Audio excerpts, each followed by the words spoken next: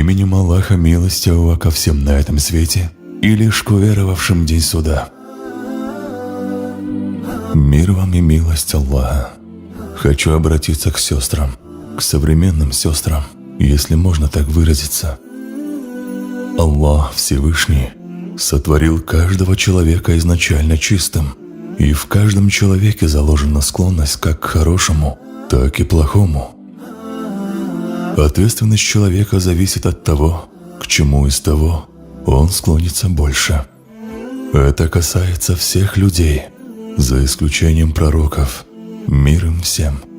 Аллах Всевышний справедлив и не поступает несправедливо со своими рабами. Когда вы выставляете свои фотографии в Инстаграм или в другие соцсети, выделяя каждый изгиб своего тела, вы понимаете, как это выглядит со стороны. Более того, вы выставляете свои фото, уподобляясь каким-то животным с носами и ушами, как у собак. Что вы делаете? Аллах сотворил вас в прекрасном обличии, а вы уподобляетесь всяким животным. Неужели вам не стыдно? Неужели эти заветные лайки, комментарии так значимы для вас и важны для вашей жизни? Ну что это такое? Вы отдаете отчет своим действиям? Вот представьте себе, если бы среди нас был пророк, мир ему и благословение Аллаха, был бы он доволен вашим таким поведением? Конечно, нет. Ваши фото смотрят посторонние мужчины, и среди них есть порядочные и непорядочные.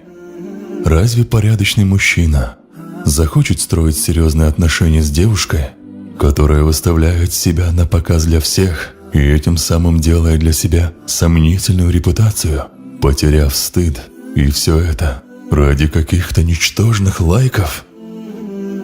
Помните одно: непорядочный мужчина просто воспользуется вами не на долгий срок и оставит вас с проблемами, с большими проблемами.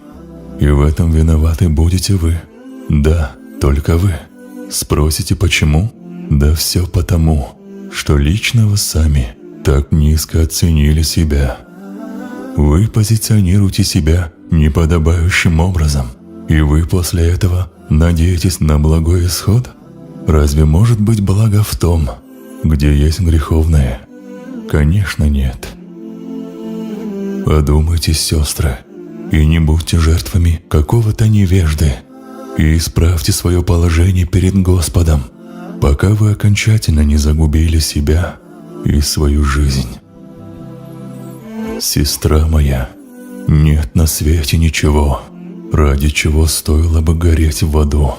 В холодной, сырой земле, в могиле ты будешь одна, и отчитываться за все свои грехи будешь ты одна, и никто тебя даже не вспомнит.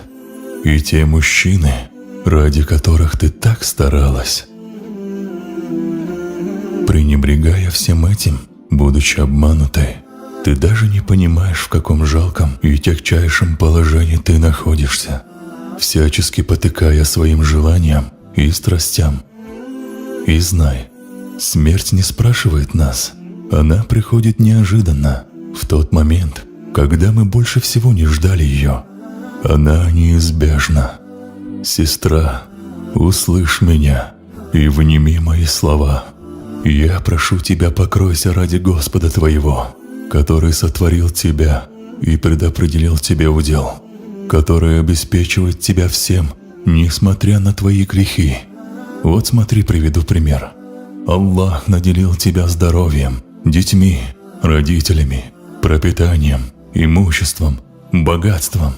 Дал тебе глаза, чтобы ты могла видеть, и язык, посредством которого ты будешь говорить, разъясняться, руки, ноги. Он проявил тебе великую милость от себя. Даже в то время, когда мы совершаем тяжкие грехи, мерзкие грехи, наше сердце, наши легкие, они обращаются Аллаху с просьбой, чтобы биться, вдыхать и выдыхать. И Аллах же не отказывает в этом. А если бы Он пожелал, Он бы мог нас тут же жечь. Но нет, Он смилуется над нами больше, чем наши родители. Если бы Аллах убрал завесы и показал бы нам, как Он управляет нашими делами, наши бы сердца не выдержали, лопались бы на мелкие частицы от любви к Нему. Сестра, где бы ты ни была, веди себя достойно, как подобает истинной мусульманке. Оберегай себя и свою честь для своего мужа, для своей семьи. Разве это не прекрасно? Не будь забавой для посторонних тебе мужчин. Они ничего полезного тебе не принесут. Пойми, я не хочу своими словами тебя обидеть или упрекнуть. Я лишь предостерегаю тебя, желаю тебе блага в этом мире и в мире вечном. Мир тебе и милость Аллаха.